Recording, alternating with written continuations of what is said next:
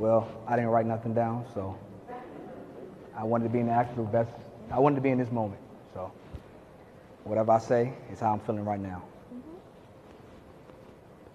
I choose her to endure at all times. I cheated, but not in the sense that we're accustomed to. See, I merely cheated on your heart and I had an affair with your soul. So Alexis, as we stand here today, we're united as one. I choose her to endure at all times. I cheated. I sincerely apologize for cheating on your heart, but I knew in order to love you unconditionally from the crown of your head to the bottom of your feet, I had become one with your soul. See, I knew that if I fell in love with your soul, that your heart, it would pump. Your blood would then flow, and after your mind, it would follow. But even though I became one with your soul, I am still in love with your heart. Because with every heartbeat and every breath that you take, it gives me life. On average, our heart beats 100,000 times a day. And we naturally breathe at least 22,000 times a day. Baby girl, with you giving me so much life, I'll never have to want for another woman again.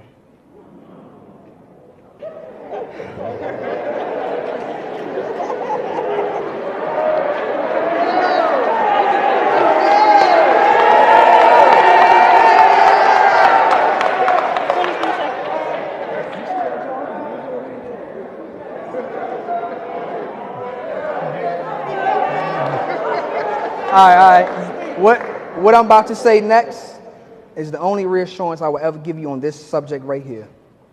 Even when your body changes, I'm still going to love you unconditionally and see you the same.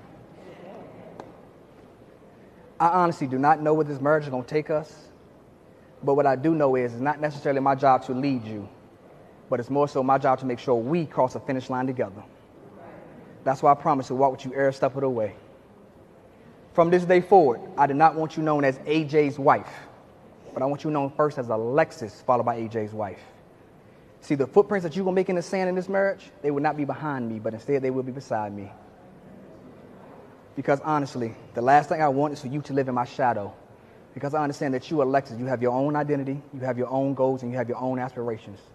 And I promise to push you to your full potential.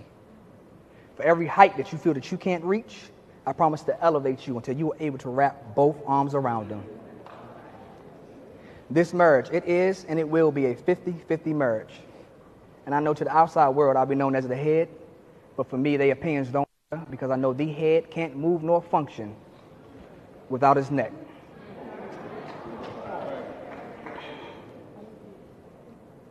I vow to keep dating you, to love you unconditionally, to never get complacent, nor take you for granted, and to always be your safety net.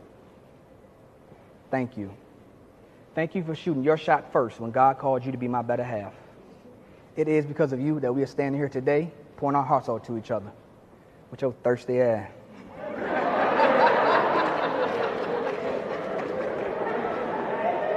No, seriously though, thank you.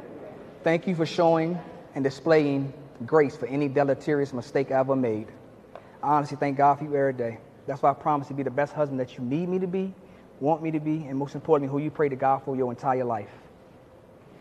Just like those tears that you cried earlier today, going to cry later on in this marriage and in life, and that you're crying in this very moment. Baby, for every tear that you cry, I promise to be your antidote and make you smile and laugh twice as much. I promise to continue to date you because I know that you will forever be changing. And within that change, that means you will forever be getting better with time. So every day that I'm alive, I will continue to explore you and keep coming out with every diamond that I can find. Traditional vows state, for better or for worse, and for richer or for poor. I'm standing here today stating we will have more better days than we have worse, and poor ain't in our vocabulary. I honestly do not want to give you the world because the world has enough problems of its own. So instead, I'd rather just give you all of me and continue to give you all of me and keep giving you all of me until I'm able to capture your mind while straddling your soul until your spirit overflows and radiates through your skin. The only thing that I command of you in this marriage is to glow. I want you to glow to the point where your luminosity is effortless. I want you to glow to the point where you actually outshining me. Because if you're only glowing while you're on my arm, I failed.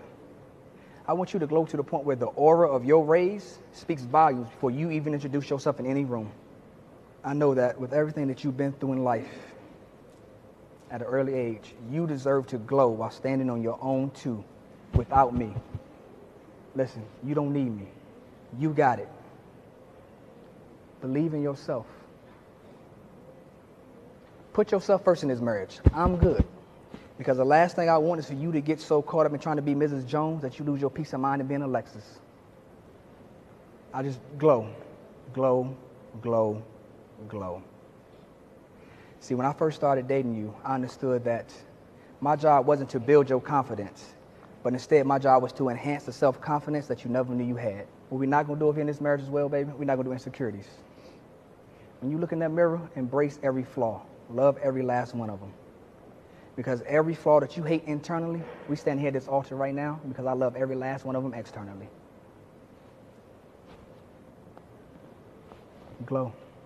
That's all I want you to do is glow. You say I'm more romantic than I am affectionate. When in reality, baby, I'm more affectionate than I am romantic. But do you remember when we first started dating one day and you had just got out of the shower? You had your towel on, and I told you to go stand in front of the mirror. And I wanted you to take your towel off. I wanted you to be in your purest form. And I said I was going to look at the wall, and I want you to tell me everything that you saw in that reflection in the mirror. And as you begin to tell me what you saw in the mirror, you begin to cry. And then I began to tell you what I saw in that mirror while still looking at the wall. In that moment, I learned two things. The first thing I learned was that there was a little girl trapped inside crying out for help. And the second thing I learned the most was that in that moment, if I had chose to continue to date you, that my job wasn't going to be to show you love, but instead my job was to enhance the self-love that you was always scared to embrace because of past traumas. If you don't remember nothing else I said today, remember this. The radiance of self-glowing is the evidence that nobody can dim your light. Glow. I know that I can't change the world, but I'm satisfied in knowing that I can create a world with you. And within creating a world with you, that means we will be creating other little worlds. Not tonight. To our future little worlds, I promise to plant hybrid seeds so our kids can enjoy the shade. Lastly, Alexis D. Jones, I will forever shoot for the moon because even if I miss, I'll still be amongst the brightest star. They say the saddest stories come from those who once had the glory. Well, I hope this glory lasts forever because it's just you and I, a dynamic duo, forever, forever, forever. I love you.